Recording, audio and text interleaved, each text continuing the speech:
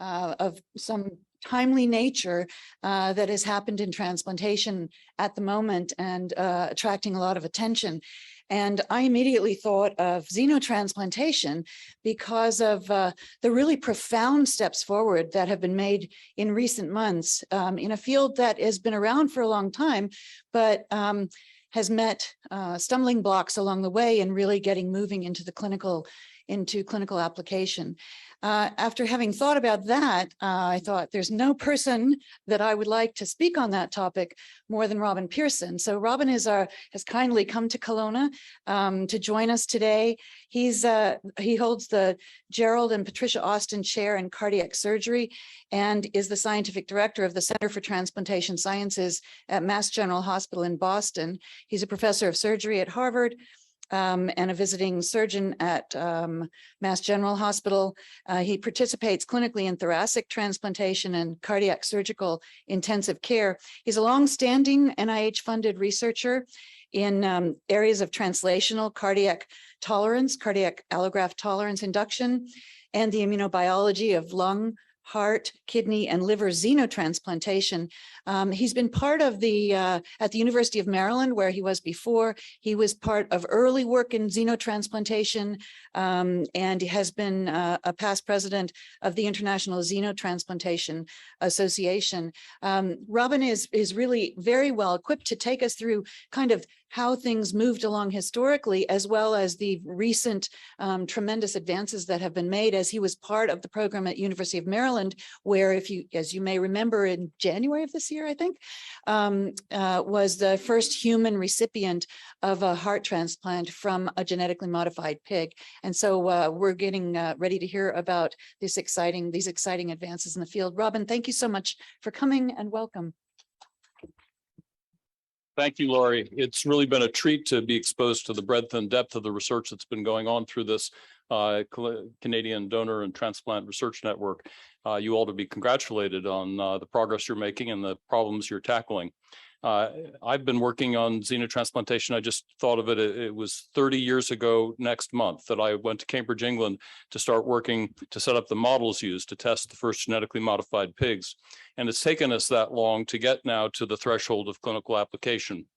So in the next 40 minutes or so, I'd like to walk you through this basic structure of the talk. I'd like to start by helping you understand what a xenograft is, because I know that many in the audience are not necessarily familiar with some of the scientific terms and definitions. To help you understand why we've picked pigs as the donor species, and indeed, to step back a little bit, why are we even trying to do this?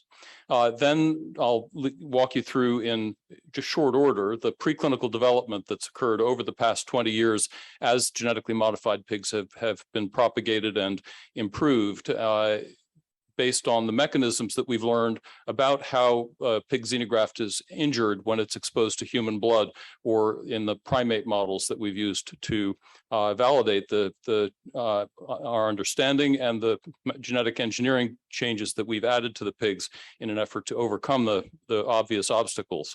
And finally, I'll review the progress that has been made in the clinic with 5 patients who've received, or 6 patients who've received xenografts in the past year and a half. So what is a xenograft? Xeno is the Greek word for other or foreign, and is distinguished from an allograft, which when you do a human-to-human transplant, that of course is an allograft.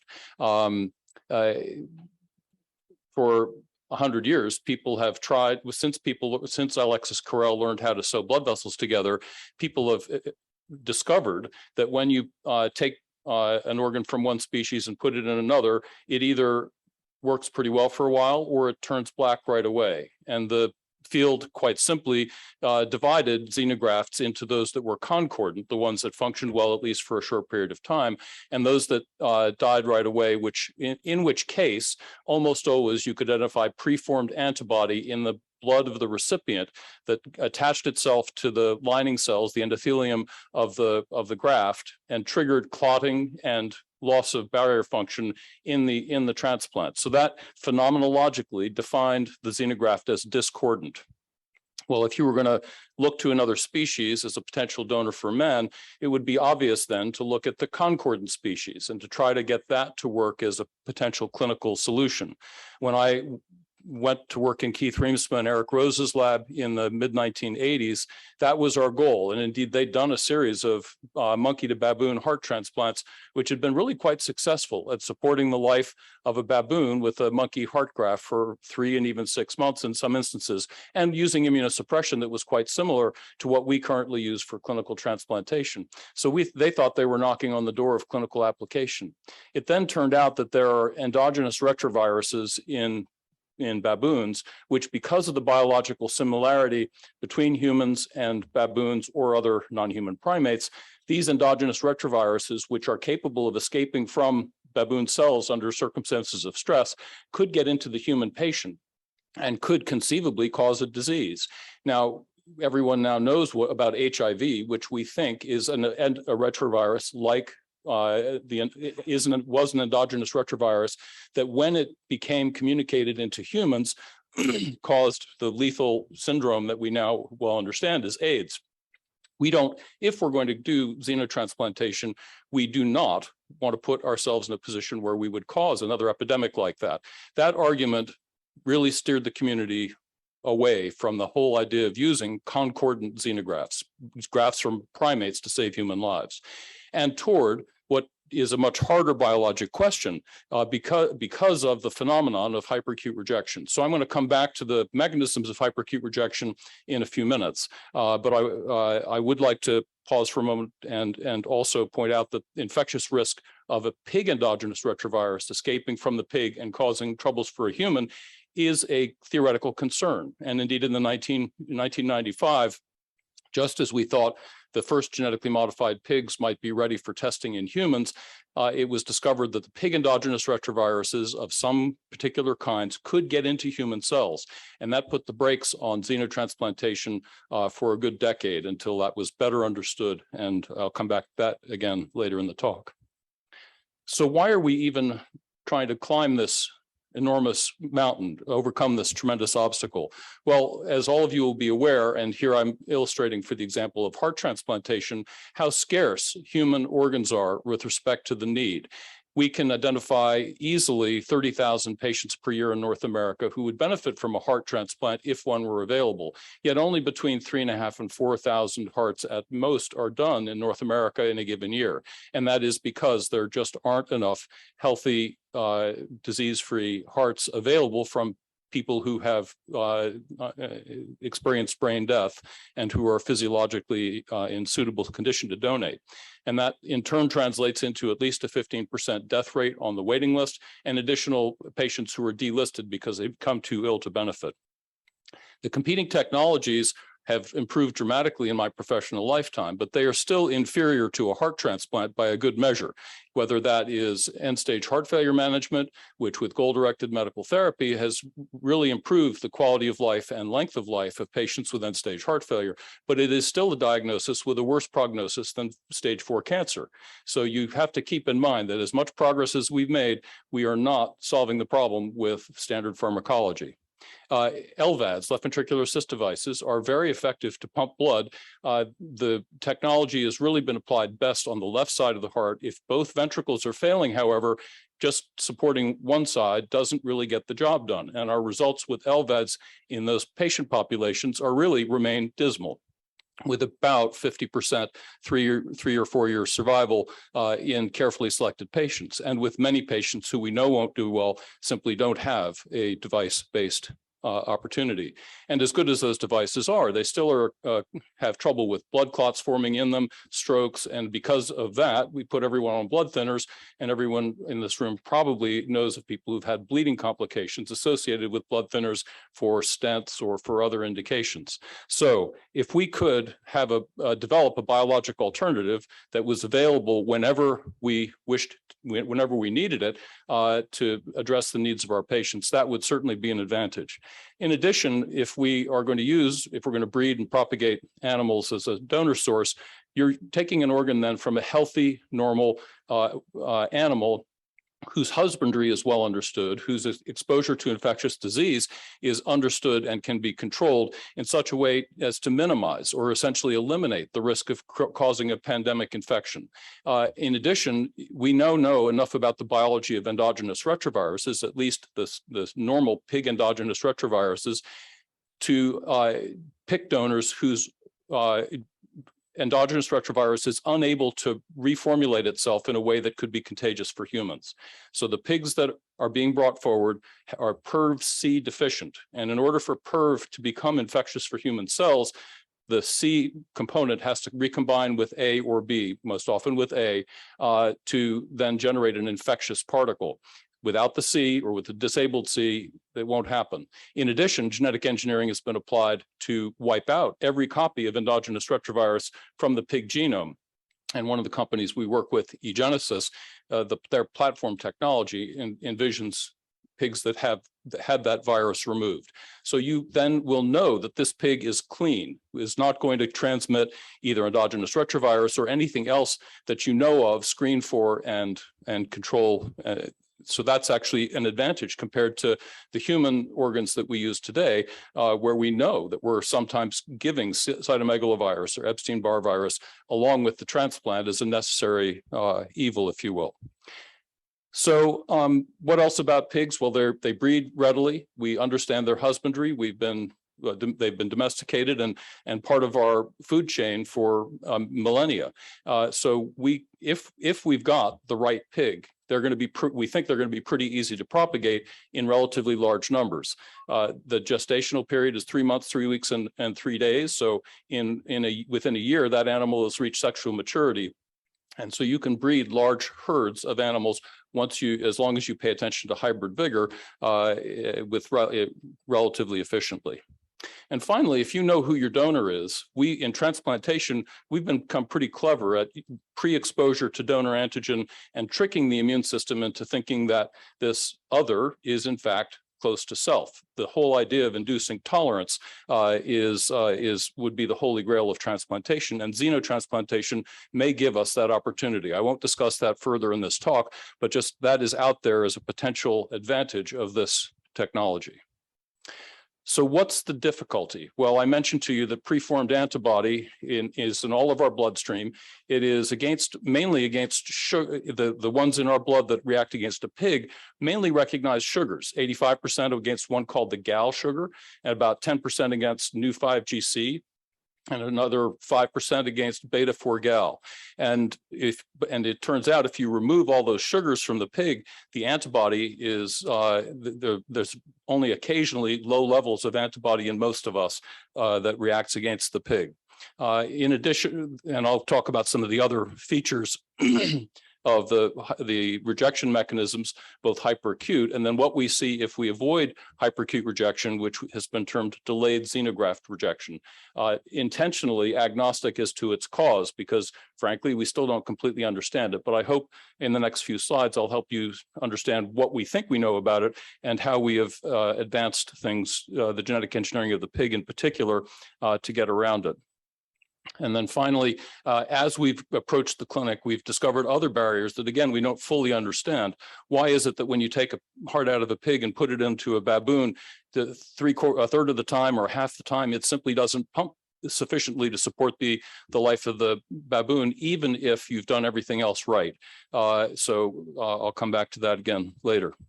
This cartoon is meant to illustrate an overview of our understanding of what hyperacute rejection is. I've referred a couple of times already to the preformed antibody, illustrated here by the brown Y-shaped things. That's meant to illustrate an immunoglobulin molecule, the business end of which recognizes carbohydrates on the surface of the pig endothelial cell, either the gal carbohydrate, which is 85% of the target, or non-gal, who is what we collectively group the other two carbohydrates that we know are common targets of our preformed antibodies. Once antibody gets stuck, then among the things it does is to activate complement. Complement sounds like a good thing, but in the immune system, it's actually part of our defense mechanism. It effectively lights a fire, attracting the attention of other molecules in the immune system. It causes inflammation. Illustrated here is the red lining around the outside of the endothelial cells. Inflammation in turn attracts clotting factors. And so once you start getting clotting, inflammation, the inflamed endothelial cells separate from each other and allow fluid to leak through. That's loss of barrier function. And once an organ loses barrier function, it begins to swell, gets edema, gets bleeding into it. And those kinds of organs simply don't work well. The blood supply gets cut off by the blood clots forming in it, and the edema and the tissue injury cause severe injury to and dysfunction of the graft. In addition, there are a couple of self-recognition pathways illustrated here as CD47 and HLA-E, which respectively turn off monocytes and macrophages or NK cells when these molecules are present on your cells. So these are don't eat me signals, if you will, that are part of normal human biology that we have evolved to detect things which are not us. And if this signal is absent, an NK cell or a macrophage or a monocyte will attack whatever it is that doesn't express these friendly flags, if you will.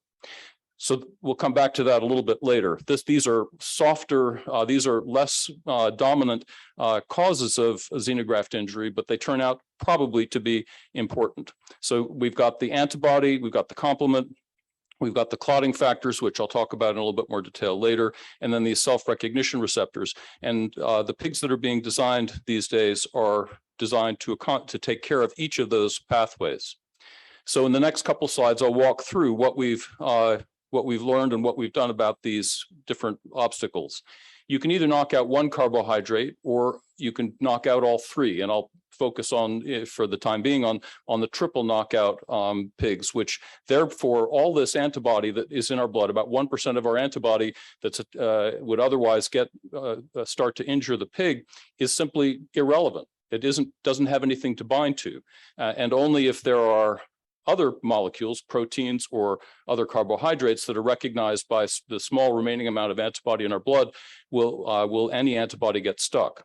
What we've done is to engineer in human complement regulatory proteins that will help mop up any residual antibody injury, either preformed or if we mount an immune response, an antibody immune response against the pig graft, that elicited antibody might trigger complement activation.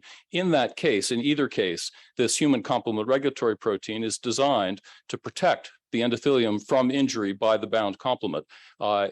Pig complement regulatory proteins are relatively inefficient at turning off human complement. So putting in a human complement regulatory protein is a clever and effective way to protect these pig cells then from this residual antibody.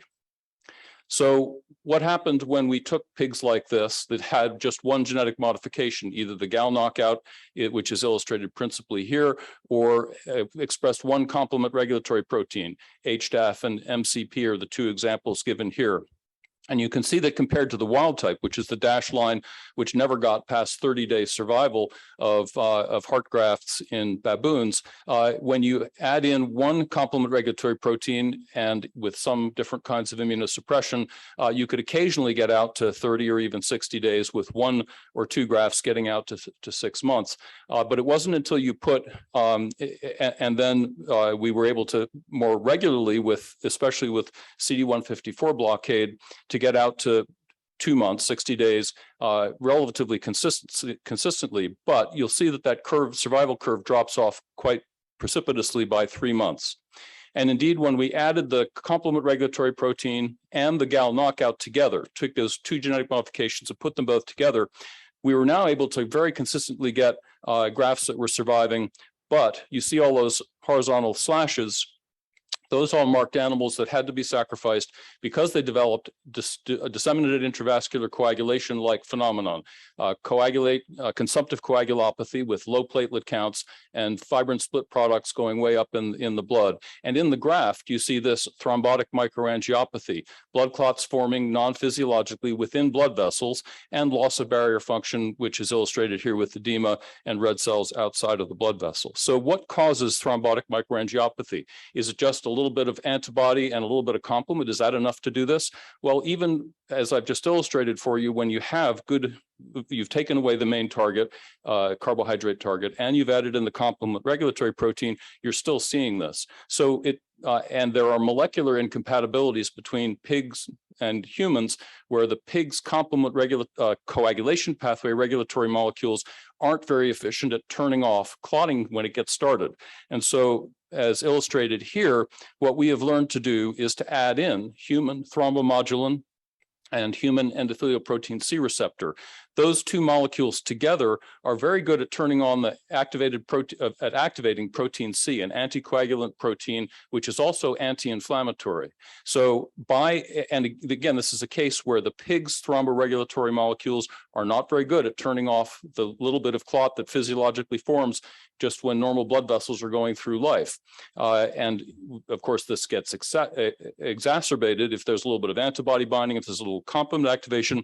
If the clotting cascade gets started and doesn't get turned off physiologically, then the thrombotic microangiopathy occurs. It turns out then when you add in the human thromboregulatory molecules here, that we, for the first time, were able to consistently get grafts surviving out to 6 months. And this work was published in 2016. I was one of the co-authors with Mohammed Mohudin while he was still at the NIH. And I'm going to focus in on the lower panel here. The upper right, the upper left is the Kaplan-Meier curve of 5 animals in consecutive animals that were treated, that were given a gal knockout CD46 graft with it also expressed thrombomodulin. And illustrated here is what happens to the anti-pig antibody titers. In 2 animals, illustrated in, I think, light green and dark blue, he stopped he decreased the dose of the co-stimulation pathway blocking immunosuppressive molecule that he was giving, and you can see that both of those grafts rejected, one at about 180 days. When he turned it off at about day 100, turned it down, or at about day 100, the grafts rejected either about 130 days or out closer to 300 days. When he continued the co-stimulation pathway blocking molecule out past 500 days, it then took about another 100 days after that for the antibody to appear. And when he waited until almost 3 years to turn down the co-stimulation pathway blocker, it again took about 100 days after that for the antibody-mediated rejection to occur. So here is an example of effective immunosuppression. He was not any longer seeing the consumptive coagulopathy and thrombotic microangiopathy. So 5 out of 5 cases didn't see this. This was truly a breakthrough. Some colleagues of ours, Bruno Reichert at the university, led by Bruno Reichert at Munich, Ludwig Maximilian University in Munich, then took the same genetics and did life-supporting heart transplants in baboons. And it took him a little while to figure out how to do this. The first 10 he did, about half of the animals didn't get out of the operating room because the hearts weren't working. And that was in spite of this being a first-rate surgical team doing everything as we would do for a clinical transplant. When they, instead of flushing the heart with cold solution, storing it in an ice bath, and then sewing it in, instead, if they continuously perfuse the graft with cold, continuous preservation, 100% of the animals would come off bypass with much lower inotrope requirements and with normal function that would then allow them to explore the biology of a living heart xenograft in a consecutive series of 5 baboons. And you'll see here circled, boxed in red, the results of those 5 consecutive animals, one of which had developed an SVC syndrome and pleural effusions because the thoracic duct drainage no longer could get back into the circulation. But in the last 4, they were able to get survival out to 3 months in 2 animals, at which point they electively euthanized them. And then they got permission from the regulators to go out to 6 months, again, with completely healthy, active baboons in very good clinical condition. And I'll illustrate the immunosuppression that they were on in the next slide.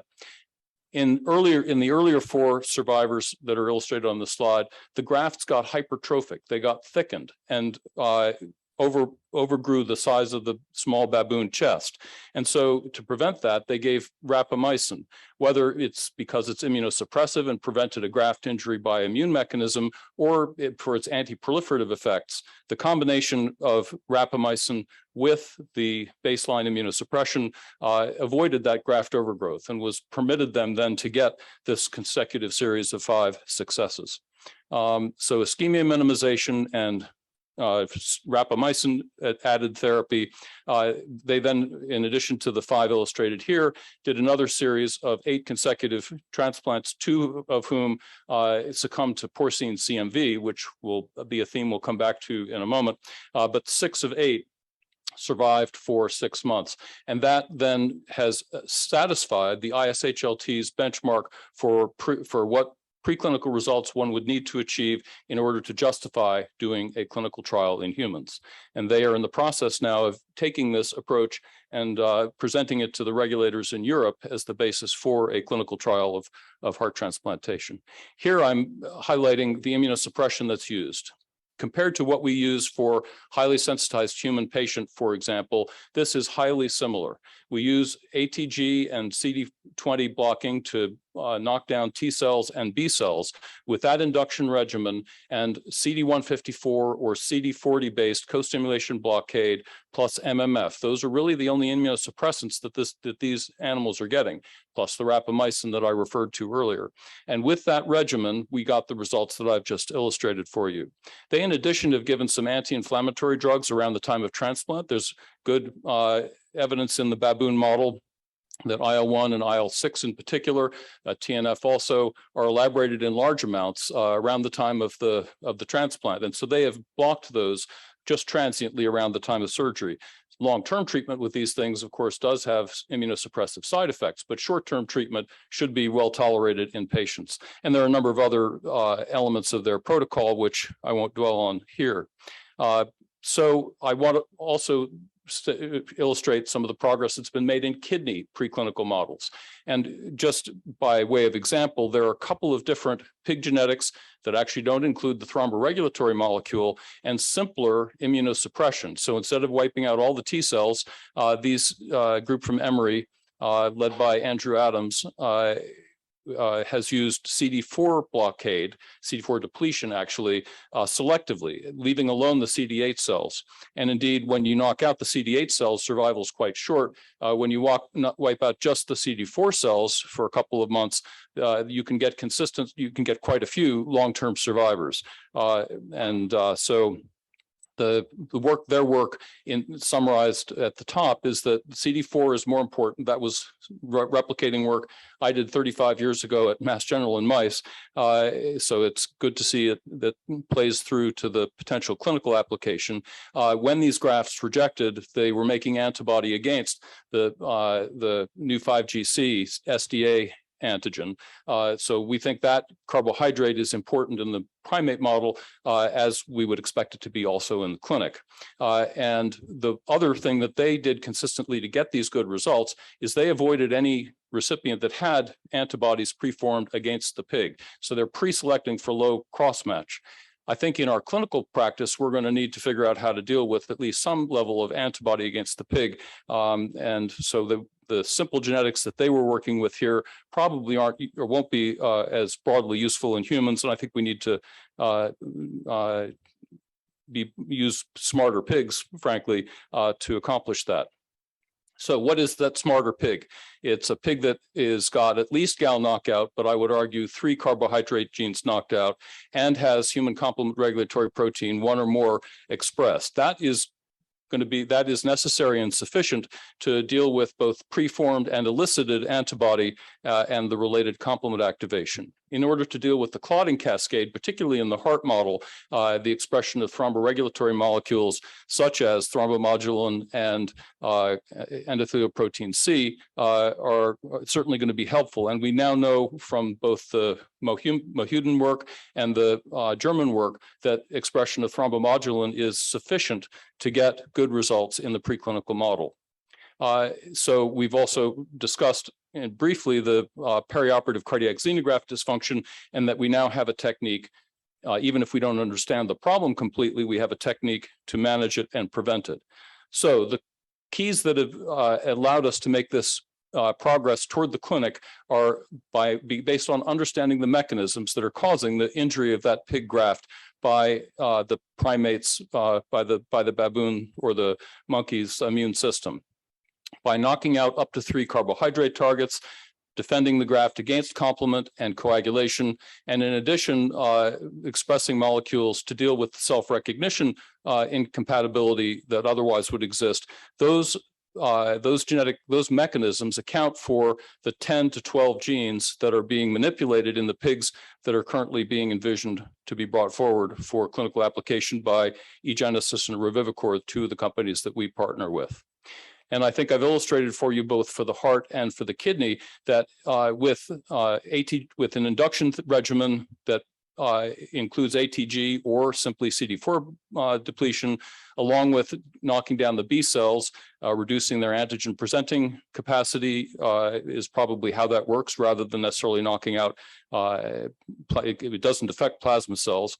But then the co-stimulation pathway blocking turns out to be key and not replaceable by conventional immunosuppression. So I think these are the cornerstones for safe and effective immunosuppression that will enable clinical application. And finally, paying attention to organ preservation may turn out to be important, not just for the heart, but also for the kidney. So what are the risks making this next step into the clinic? Well, we love our baboon models, but we don't really know if they're going to accurately predict what happens when you take this next step into human beings. And that's where the decedent model of taking someone who's brain dead, who is not able to donate their organs, but whose family is, or their own self-expressed wish, was for their life to be put to good scientific use, their body to be put to good scientific use after they had died. And so 5 of the experiences clinical experiments that I'm going to describe for you were done under that circumstance. And I think we've learned quite a bit from that, as I will show you in the next couple of slides. We think we've got the endogenous retrovirus question solved, but we won't know until we've done this consistently over time that there isn't some other endogenous retrovirus than the one we already know about. So the unknown is never going to go away, and we're going to have to either be comfortable with that uncertainty or not do xenotransplantation. And I think we as scientists, it's our job as scientists to persuade you and patients and society that these chances are worth taking to benefit humankind. And of course, we would love to have the problem of solving the problems of equitable access, because this will not be cheap when it comes forward, and it must not be that access is restricted based on ability to pay. That's a soapbox Lori and I will stand on. So in the middle of last year, a group at University of Alabama, Birmingham, identified a patient who was brain dead and transplanted 2 kidneys into that from a pig into that person. The University of Alabama pig had 10 different genetic modifications. Frankly, the kidneys didn't seem to work terribly well. The histology wasn't very good, but that might be attributable to the fact that this donor was quite ill and already had consumptive coagulopathy before the organ was put in. Both kidneys made a little bit of urine, but the creatinine steadily went up, suggesting that at least transiently, the kidneys were not capable of supporting life. In the NYU experience, 2 patients were transplanted with much simpler pig genetics. The kidneys made urine, the GFR improved, but this was in the setting of the patient's own kidneys still being present. So we can't prove that those kidneys were working, but in fact, it looks like they did a little bit better than the ones in the Alabama experience. Importantly, in both cases, there was no evidence of pig endogenous retrovirus becoming activated. It was not found in the circulation of either recipient over 3 days, in the context, in both cases, of using conventional immunosuppression as we would use for an allotransplant. Then I was excited and amazed and delighted to hear that the University of Maryland had done a life-supporting orthotopic heart transplant with therapeutic intent in January of this year. They used a 10-gene modified pig, which was made available to this patient on a compassionate use basis when all other options had been excluded, largely to begin with based on noncompliance. This patient was practically dead, had been in ventricular tachycardia for 6 weeks on artificial heart support with VA ECMO. And it was during that time that the FDA gradually came to yes with respect to the request to do a one-off clinical trial of orthotopic heart transplant. And to the surgeon's delight and to the patient's benefit, that heart actually flew off bypass and worked beautifully. And here are pictures of Mr. Bennett with his surgeon on the right and on the left-hand side, and his son, still pretty beat up and just recovering from surgery. But then a month later, a month after transplant, there he is with David Ayers, who developed these genetically modified pigs, as the CEO of Revivicor, and the surgeon, Mohammed Mohudin, with him. And you can see there he's brighter, sitting up, and is really beginning to recover. And then the coup de grace was at 6 weeks after transplant, singing the national anthem, coached on by his physical therapist, sitting up on the edge of his bed. And that's about as good as he could get. And this on YouTube, you can listen to him. He's still pretty hoarse and raspy. He can barely hold himself up. And this is 6 weeks out from surgery. And I think that illustrates how far behind the 8 ball this patient was when he came to transplant. And I think many of us know about frailty as a complication that is not easily overcome in any surgical procedure, in any medical situation. And I think this patient really was too far gone to likely benefit, which puts the xenograft, the testing of the xenograft, a bit at risk. So among the complications, the patient had a dissection of his native aorta in the operating room, which they had to stop the heart, stent the whole aorta from the anastomosis all the way down into the descending aorta. They were able to restore blood flow to the lower extremities and such, but the kidneys took a substantial insult, and the patient never was able to come off of dialysis. His intestines never worked properly after surgery, so he wasn't able to eat normally. And indeed, he had to get operated on a couple times because they were worried he had ischemic bowel. They did see evidence of ischemia, but the bowel was still alive. And so they hoped it would recover in time and didn't actually resect any. But he was repeatedly had positive blood cultures, positive urine cultures, positive sputum cultures. And they got on top of that with all the antibiotics in the hospital and were able to control it pretty well. But they also, because of that, it minimized his immunosuppression. And the regimen that Mohudin and Reichert had shown was effective in baboons was not what was administered to Mr. Bennett. And eventually, they began to detect anti-pig antibody in the patient's bloodstream. We know from our preclinical models, once you see that, you're in trouble. It's not possible really to turn that off, and particularly when you're behind the 8 ball immunologically at baseline. In addition, they found evidence of pig CMV, which doesn't infect human cells, but it does cause massive activation of the pig's endothelium. So this heart graft got inflamed with the pig CMV and lost barrier function, probably in some measure because of the activation of pig CMV. They thought they had a pig that had never seen CMV and were really surprised. No one understands where this came from, but it's caused a lot of soul searching and attention to improved assays for pig CMV that the FDA will, of course, now require us to apply to be sure that we're excluding CMV from donors that are pig donors that are brought forward for clinical use. And finally, at NYU, in 2 other patients, they took hearts from 10 gene pigs, flushed it with cold saline, put it on an airplane, flew it to New York, and put them into 2 decedent recipients.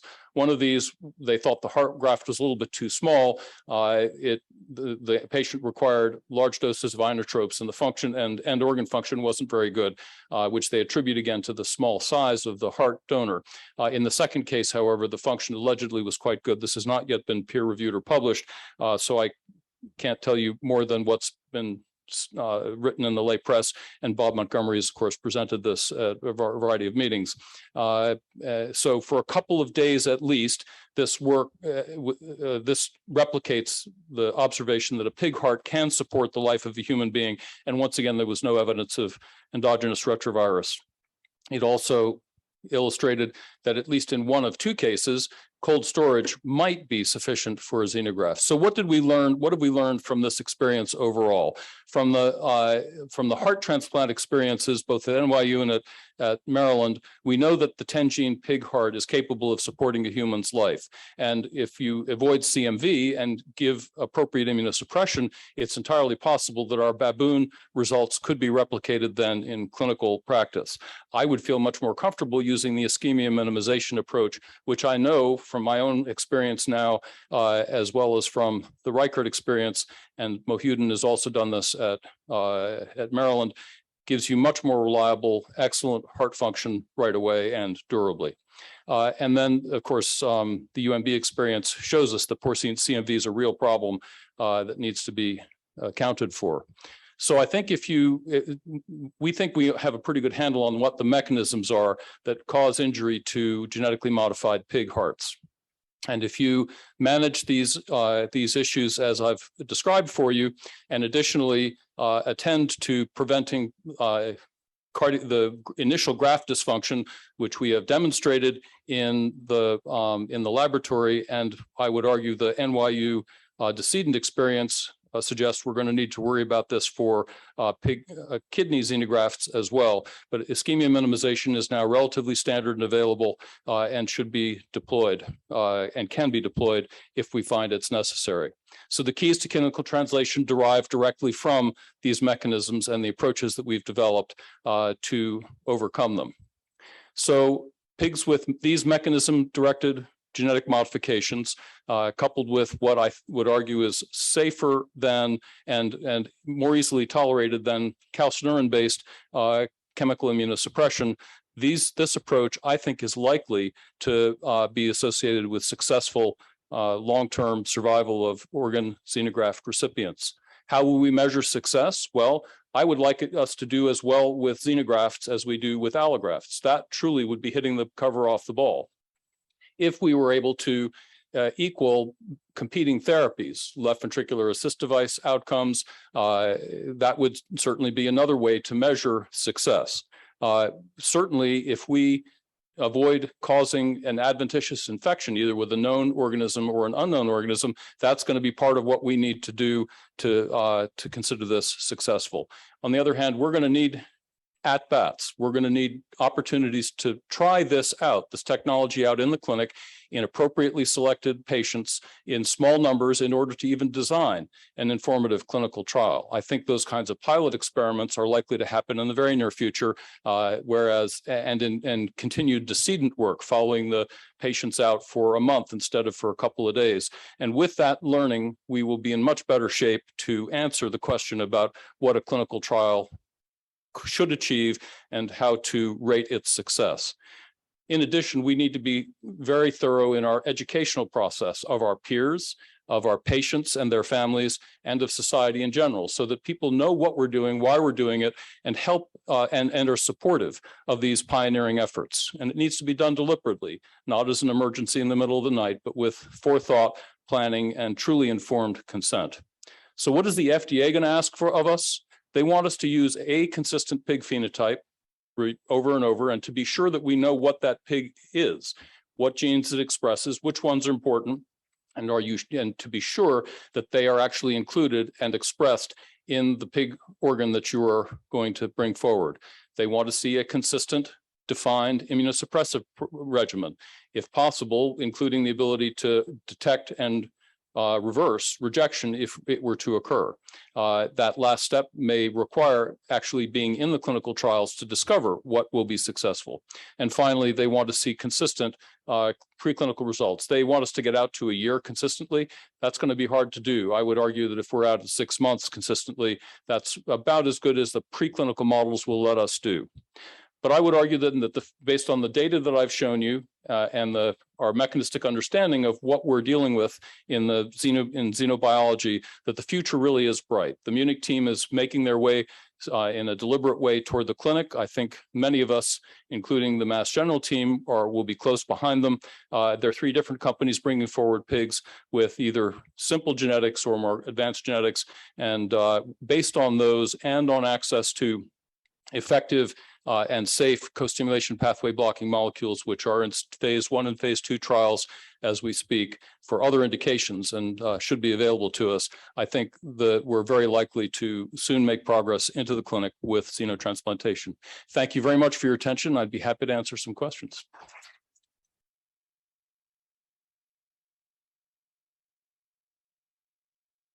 Other questions from the audience? Let's go ahead. No, Linda Powell, understood part of it. Fantastic presentation. Certainly we've had an unknown virus, COVID, for so long, and certainly from a public education perspective, it'll be so important to convey confidence about weird SCMV viruses or others that may come forward. And how do you think it will be best to help the public embrace this for such an innovative and life-saving opportunity? Yes. So public communication is something we can learn from you and others who have helped. I can speak jargon and it won't make a lick of difference. People who understand it, from lay people who understand this, are going to be our best advocates and spokespeople. People who are not expert in xenotransplant biology in the infectious disease community have been very helpful to us in understanding how to speak of the risks and of the steps that we're going to take to prevent trouble. The good news for a xenograft is if you know who the patient is, you get their consent for lifelong monitoring. I think if the patient went off the reservation and said, I don't want to be monitored anymore, that would probably trigger public health rules that would say, well, you can't just do that. We need to be able to follow you.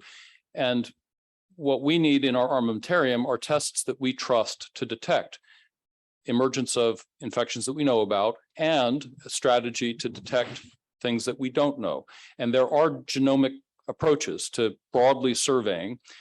You want to have, they're much more powerful if you have some idea of what the class is of things you're looking for. Retroviruses are the obvious one, but there may be other lymphotrophic viruses or other things that don't cause trouble for pigs that we can identify in the genome or in healthy herds of animals that we should be looking for. And the smart infectious disease people are putting together those lists, validating the assays. And when a full-blown clinical trial comes forward, it will certainly have an infection surveillance component to it.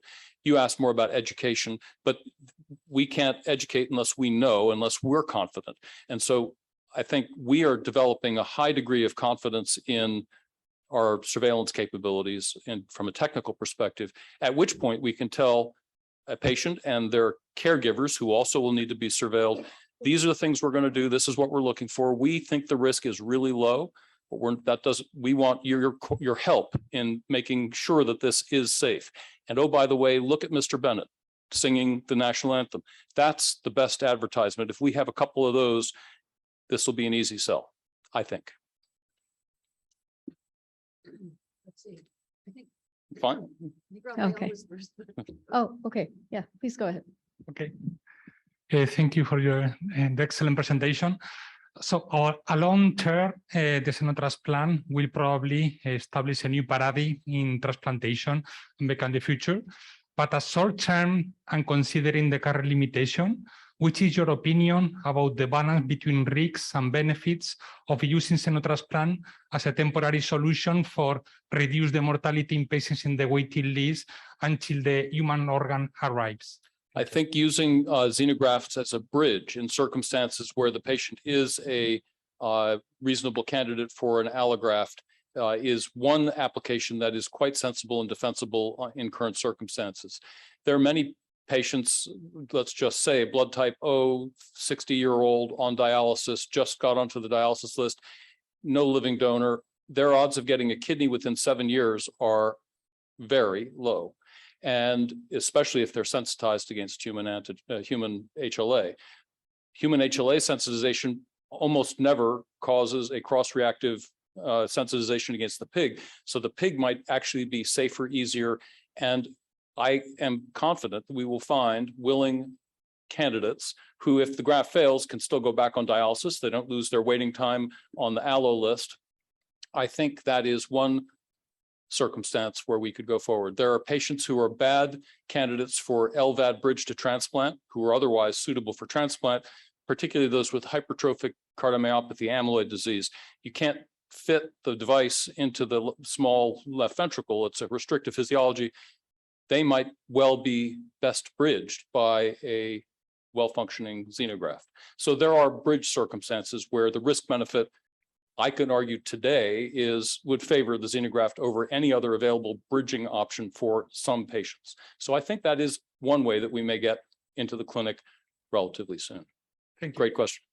Okay, thanks so much, Dr. Pierson, for sharing of your expertise and pioneering science in xenotransplantation. So I'm a transplant hepatologist, and I was wondering, the liver is, say, the most immune favorable organ. So what is it that's led to, say, the advances in heart and kidney as opposed to liver, which I would anticipate would be the first, sort of inhuman organ?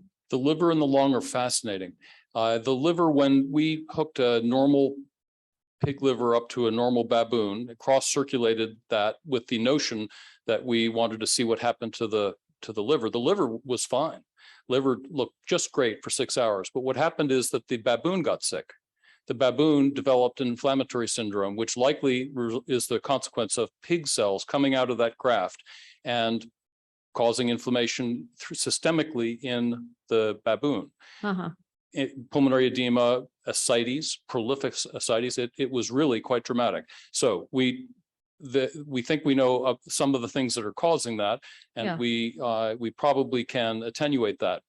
Okay. We are going to do that experiment with pig livers in human beings in the next months. We're just getting the IRBs organized, probably first in decedent patients, similar to what was done in Alabama and NYU, just to find out if this is really going to be a barrier, and in that model to solve it. We think, again, we know how to stop it with particular anti-inflammatory anti-cytokine treatments, with with cell filtration, so that the monocytes either are removed from the circulation before the blood gets back into the human patient, or by other means. But that's very interesting. Thank you. Clodronate depletion of the macrophages and monocytes from the graft ahead of the thing is another thing which we've used for the lung in particular, where the similar physiology happens.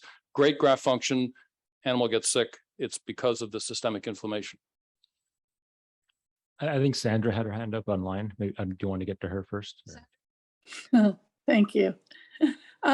Excellent talk that you did, Dr. Pierson. I just curious, it's interesting to see that we're talking about xenotransplantation today, because ironically, over 20 years ago, in 2001, the Canadian Public Health Association did a cross-Canada forum on xenotransplantation, and I happened to be a patient partner, or a patient at the time. There wasn't even such thing as patient partners at the time, on a panel. And it was really interesting, because when I went into this, I really didn't know how I felt about xenotransplantation, because I mean, we were walking into the hotel and there was people outside, protesting and wearing little pig nose and stuff, which, you can see in the papers, it's there. But at the end of this 2-day conference, I said, like, if someone had approached me the time that I was waiting for my transplant and my liver wasn't compatible, and said, okay, Mrs. Holsworth, we've done everything we can to save you, would you consider, a liver from, a pig? Or as my 10-year-old niece said, why can't you get a liver from a baboon? She was only 10 when she said that. Smart girl. I said, I think I would have considered that. I was 23 years old. I wasn't prepared to die and stuff. So I think it's really great that you're doing this. I really think it's important to have patients at the table. I could have added a few things to your presentation, because what is the value for patients and how is this going to work? And we need to turn to this kind of process for donation, because organ donation works and not everyone's benefiting from it. Too many people are dying. So please continue your work. Please can get the voices of the patients. I'm total respect for the donor families that allowed the procedure to go ahead to do the testing that you did. That must have been a very, hard, different conversation to have and for a decision to make. But I just wanted to say, very pleased with this work that's going ahead, and Well, thank you wish for you your all time. the best. Thank you for your kind words, and we will welcome your voices at the table, yours specifically and in general. I love to be there. I could pick your brain for a long time. Jonathan? Yeah, great talk. Thanks a lot. I'm interested about cellular rejection. Do you ever see that, or do you think it's just evolutionary? The MHC molecule is so different that you're not getting much direct recognition? You do get the pig MHC is immunostimulatory for human and for mouse, and the crossbeat, the MHC is a dominant antigen, so it is recognized. The beauty of CD154 and to a lesser extent CD40 is that it's very efficient to block T cell dependent cellular responses and antibody responses. So it is right at the point in the immune system selectively where it nips that in the bud. Clinically, we almost, with the drugs that we typically give, the ATG or T cell depleting induction, B cell may not be necessary to this. And with co-stimulation pathway blockade, we almost never see cellular infiltration. When you do see cells, they're monocytes, they're innate immune cells, much more than they are adaptive T cell immune responses. That said, there's work been done with regulatory T cells trying to decrease the requirement for immunosuppression. And it may be that that will turn out to be advantageous. But at the moment, elicited humoral immunity and innate immunity are the principal barriers. They're the main triggers of this hyperacute rejection phenomenon and appear to be the main. If we control them, we're in good shape. Thanks. Good question. I have a couple of questions too. There were some comments about this patient, Mr. Bennett, needing IVIG several times. Do you have any thoughts on the potential contribution of IVIG to the outcome? So the team speculated that one reason that the immunoglobulin IgG levels against pig went up fairly incessantly, inexorably, starting at about 35 days after transplant, was that they gave intravenous immunoglobulin to help him with his immune defense against infectious agents. 5 out of the 6 IVIG preparations that David Cooper looked at for anti-pig antibody did not have any. One did. I don't know which preparation this patient got, and I don't know whether the preparation he got contained antibody or not. In any case, I think it's much more likely that his immune system was making that IVIG than that it was passively acquired through the attempt to deal with this very suppressed immune state. thank you. And what about both? And what about the remaining glycans in these extensively modified, genetically modified pigs? There are remaining glycans that you mentioned, Yes. to which we may produce antibodies. What do you think about that? We may produce elicited antibodies, but we don't seem to have preformed antibodies. Interestingly, when you take this triple knockout and expose it to baboon blood, the baboons do recognize a fourth antigen. And so you go from having a negative cross-match against a gal knockout cell to having a positive cross-match against a triple knockout, gal knockout plus the 2 others. So they're fiddling around with glycosylation biology is in principle dangerous, but the triple knockout is designed for humans and does not cause that problem in humans in terms of preformed antibody. So there are going to be carbohydrates, there are going to be lipids, there are going to be 100 different proteins that are molecularly different and immunogenic across species. So we need to have an immunosuppressive regimen that is effective to prevent elicited immunity. And that's where the co-stimulation pathway blocking approach appears to be sufficient and maybe necessary. Okay, great. Thank you. And then what about neonates and infants? So the smallest pigs we get are newborns at about 1.5 or 2 kilos. That is a pretty big baby, right? I mean, that's a normal newborn, right? Yeah. So that pig is genetically designed to grow to be our size at 1 year, which would be inconvenient for your neonate. So maybe as a bridge. It certainly as a bridge would be feasible. Mm-hmm. And we could, of course, have smaller breeds of pigs that or use tricks like the rapamycin to slow it down. There are pigs, some of the pigs that are being used are growth hormone receptor knockouts, which are designed to be our size instead of the size of this table when they're fully grown. And those are the ones that Revivicor, for example, are bringing forward for clinical use for that reason. Yeah. But that's for adult humans. And we can use, in principle, use the baby hearts for babies. Big step forward. I think Was there somebody else wanting to ask? we're I'm getting the hook. we're being told to wind up. Robin, you for thank your you very much. That was so interesting.